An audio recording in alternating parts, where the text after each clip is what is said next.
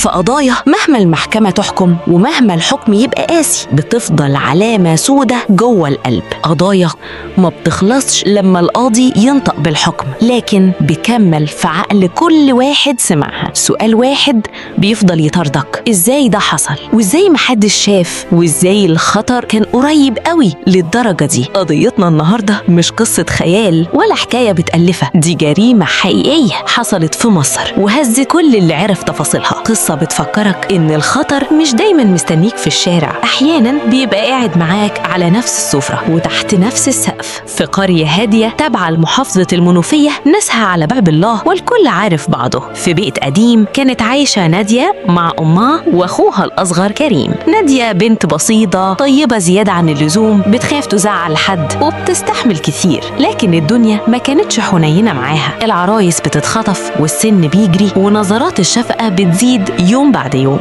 بعد سنين انتظار جالها نصيب واتجوزت وهي في سن كان المفروض تبقى أم من بدري. في الأول فرحة وزغاريت وكلام ناس، لكن الجواز ما طولش. خناقات، صوت عالي، عصبية من نادية وبرود من الزوج، مشاكل على الفلوس وعلى الشغل وعلى كل تفصيلة، لحد ما في يوم الراجل مشي وساب البيت واختفى، لحد عارف له طريق ولا حتى أهله. نادية رجعت بيت أمها مكسورة، حاسة إنها فاشلة، وبعد شهر جات الصدمة الأكبر. كانت حامل. الخوف والفضيحة وكلام الناس لفوا حواليها. قالت مش عايزة العيل، وقالت مش قادرة، وقالت أنا اتدمرت، لكن الحمل كمل غصب عنها. ولدت بنت وشافت فيها ملامح الأمل وسط الخراب، سمتها ليلى. من اللحظة الأولى أخوها كريم اتعلق بالطفلة تعلق مش مفهوم، كان شايلها طول الوقت، يغير لها، يلعب معاها، يصرف عليها ويتعامل كأنها بنته مش بنت أختها. ونادية كانت فرحانة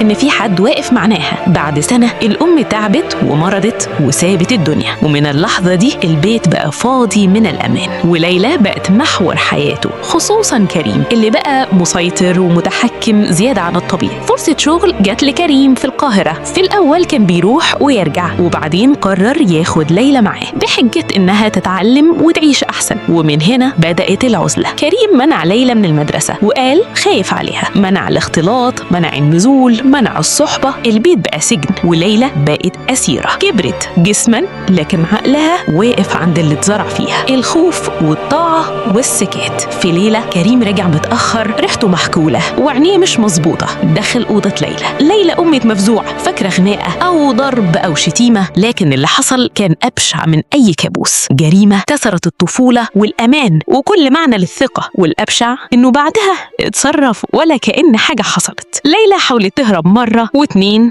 بس التهديد والضرب والإقناع كانوا أقوى. حبس وتخويف وتحكم وتزييف واقع، ده حب، ده خوف عليكي، محدش هيصدقك. ومع الوقت الغلط بقى روتين والحرام بقى حياة. ليلى خلفت بنت سمتها هنا. كبرت وهي شايفة بس مش فاهمة، لحد ما كبرت وبقى الدور عليها. في ليلة كريم دخل زي ما عمل زمان، بس المرة دي نادية كانت شايفة وسمع ومتأكدة إن الكابوس اتكرر. دخلت المطبخ، مسكت سكينة ومن غير تفكير غرزتها فيه. الجيران اتلموا، الشرطة وصلت، والحقيقة ظهرت. اعترافات وتفاصيل وصمت طويل، وفي 2018 المحكمة حكمت السجن المؤبد. القصة دي مش علشان الصدمة، لكن علشان نفهم السكوت على الغلط بيخليه أبشع أكتر. والتربية مش أكل وشرب، التربية أمان، واللي ما يترباش على الصح ممكن يبقى كارثة على أقرب الناس ليه.